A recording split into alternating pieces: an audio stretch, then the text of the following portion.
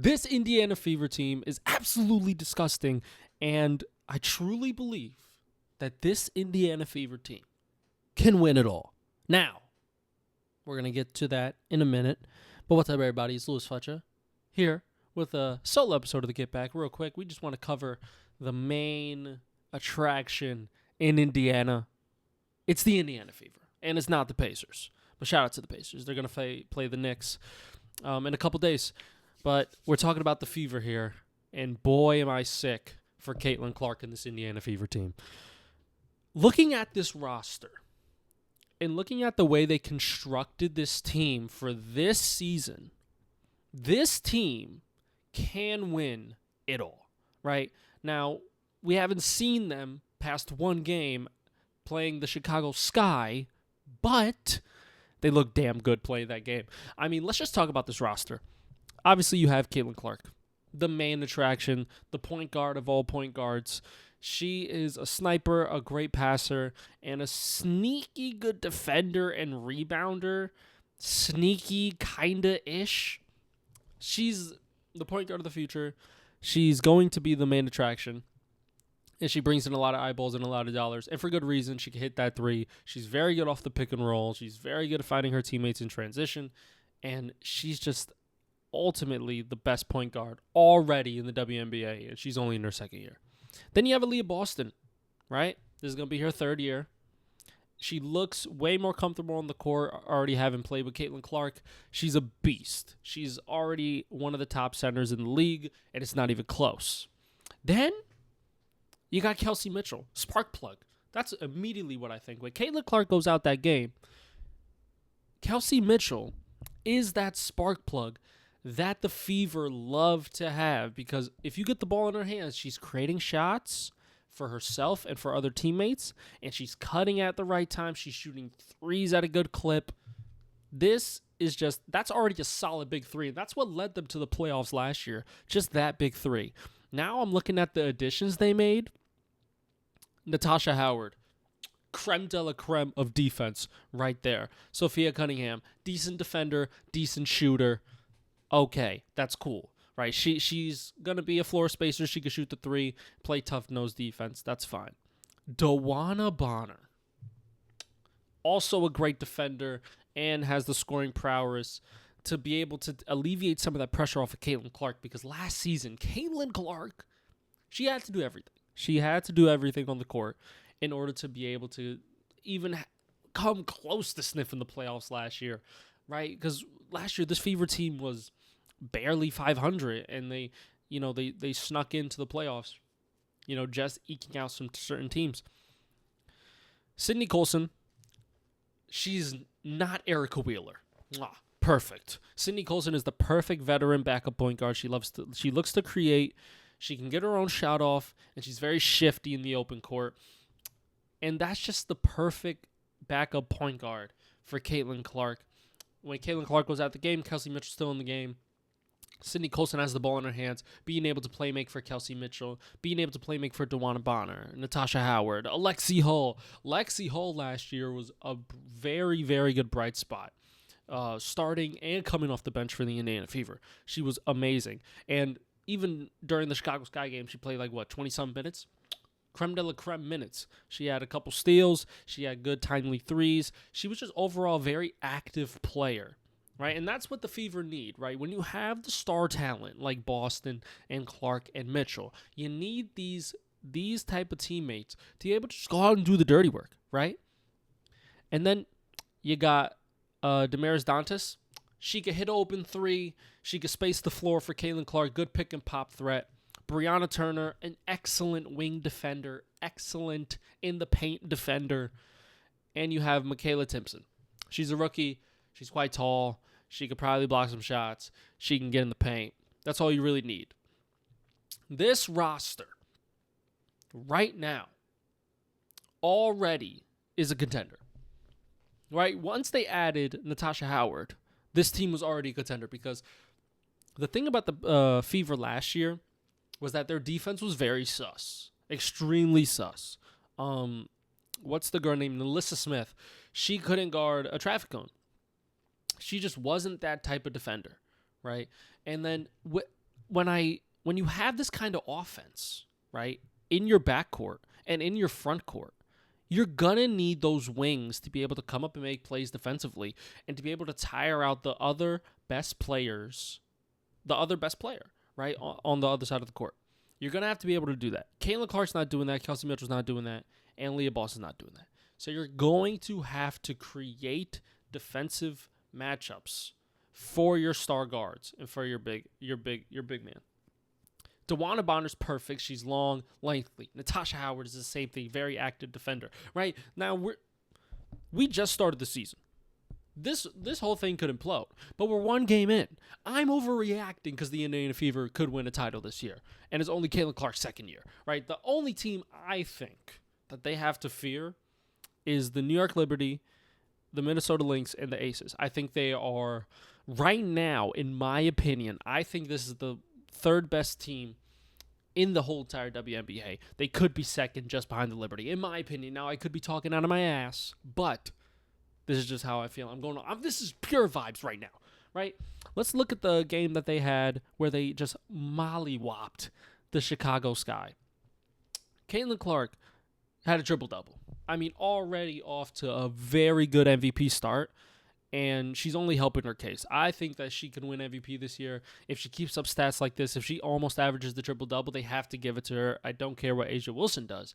If A'ja Wilson's not averaging a triple-double, this has never been done before, right? So if Caitlin Clark can keep up this trajectory, keep up these averages, she's going to get the MVP, and I truly believe that she could win MVP this year. 20 points, 10 rebounds, 10 assists, 2 steals, 4 blocks. She made 4 threes, 50% from 3. I mean, she was on one against the Chicago Sky. They just had no answer, right? And to be honest, Caitlin Clark should have had like 20 assists because they were missing wide open layups. And make your layups. Make your layups. That's all I want to say. Just make your layups. Aaliyah Boston, 19, 13 rebounds, 5 blocks. I mean, already, that's insane. Already. Natasha Howard, 15 points, 5 rebounds, 2 assists, 3 steals, a block. Like, this is just, it's insane. It's honestly insane. Shooting 50% from the field. Kelsey Mitchell, 15 points, 2 assists, and a steal. Kelsey Mitchell, she's a spark plug, she's a scorer. I don't need her to do anything else but score that rock. That's all I need from Kelsey Mitchell is just be the scorer, be the pure scorer that you were at Ohio State. Lexi Hall. Great game from Lexi Hall. Great 23 minutes from Lexi Hall there. 9 points, 9 rebounds, 2 steals. And she shot 40% from the field. She didn't make a 3, but she was very, very active. And that's what I like about this team now. They're very active defensively, right? They're moving. They are trapping at the right time. They're playing good on-ball defense. They're getting strips. They're getting steals, right? Things that we didn't see from the Fever in 2024. DeWanna Bonner, shout out to her for becoming the 3rd all-time scorer. Perfect. This was great. Only 7 points, right, in 27 minutes, 3 rebounds, 2 assists, 2 steals. Look, it was her first game. She struggled a little bit. The whole entire rest of the team helped her out. And that's what you need, right? This is the thing about the Fever right now. They have options. There's things that we can do other than a Caitlin Clark pick and roll, a high ball screen. Right, at half court. This is now a complete offense because you can see Natasha Howard getting involved, being a playmaker in the low block, just like Aaliyah Boston. In that mid-range area, Aaliyah Boston stepped out from 3. She could hit a 3, right? She's not like Angel Reese. All right? Aaliyah Boston could hit a 3. Caitlin Clark is the engine that makes this team go, right? Without Caitlin Clark, this team can still be good, but they wouldn't have that kind of openness in the court and that kind of feel and energy on offense because Caitlin Clark is the offense, right? She is creating all the open looks for her teammates, right? And she's coming off of a ball screen. You have to send two to Caitlin Clark. Are you not going to send two? You're going to lose. If you go underneath the screen, you're just going to lose. You have to go over the top of a screen, because what, are you just going to let Caitlin Clark shoot? No. And then boom, you bring two to the ball. Aaliyah Boston, boom, easy pass. Now Aaliyah Boston is in a 2-on-1, right? She has somebody in the low block. Maybe that could be Natasha Howard. She has Kelsey Mitchell in the corners. Somebody has to rotate over in order for Aaliyah Boston not to have just a wide open layup, right? So this Caitlin Clark just creates that instant offense and that easy offense. If you set a ball screen for Caitlin Clark, she's either pulling up for three or she's passing it out to a wide open person on the three or in the paint. And we saw that last night, right, with Caitlin Clark, and she was just a beast. And also Sydney Colson. She was bugging out. She only played 13 minutes, but she had 3 steals, right? Like, this is the type of activity I need to see from this team, and this is what makes me excited and so overjoyed about this new Fever team, because they weren't like, this wasn't even close to what they were last year. Not even close. Lexi Ho was their best defender. Their best defender. Now, you have DeWanna Bonner and Natasha Howard being your best defenders, and they can guard 1 through 5. Chef's kiss. I'm telling you, that puts a strain on other teams' best players, because they're able to just be in your face all game, relentless with their defense. And then when you see Caitlin Clark hitting half-court shots, you're like, I'm demoralized, I'm hurt. So I'm truly excited for this Indiana Fever team. You know, I watched that game, and it was just a marvel to see. Now, make your layups. Make open layups, people. But without the missed open layups, played perfect game, right? You couldn't ask for much else from this Indiana Fever team on opening night. I mean, they dog walked the Chicago Sky. Not even, they made them look like the Brazil team, right? So I truly, and in my heart of hearts, I don't know if this is just the vibes, but I'm feeling a championship this year. I'm feeling it. And if not, I'm feeling a long playoff run to where they may not be above the Liberty right now, but they could get there, right? And we could be having these conversations, right, going into the summertime now. We could be having these conversations about how the Liberty aren't the best team anymore, right? It could be the team in Indiana. So with all that to say, I'm very excited for this new age Fever roster, and Caitlin Clark's second year, right? Stephanie White just loaded this team with talent, right? Just established talent who knows how to get the job done, who are veterans, and they're giving Caitlin Clark that freedom on offense still, right? Do what works, high ball screens, get Aaliyah Boston involved. She's great defensively, great offensively. Kelsey Mitchell be that spark plug. DeWanna Bonner, whenever she wants, she could get 20.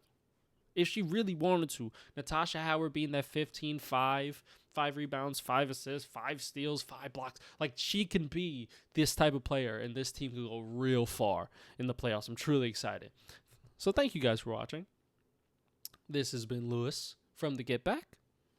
Make sure to subscribe to the channel if you like this video. And, yeah, that's going to do it. More Fever talk will be coming during the season. I'll be reacting to some games, after they happen, and I'll give you my analysis and my feedback. So hopefully you guys enjoyed, and I will see you guys next time.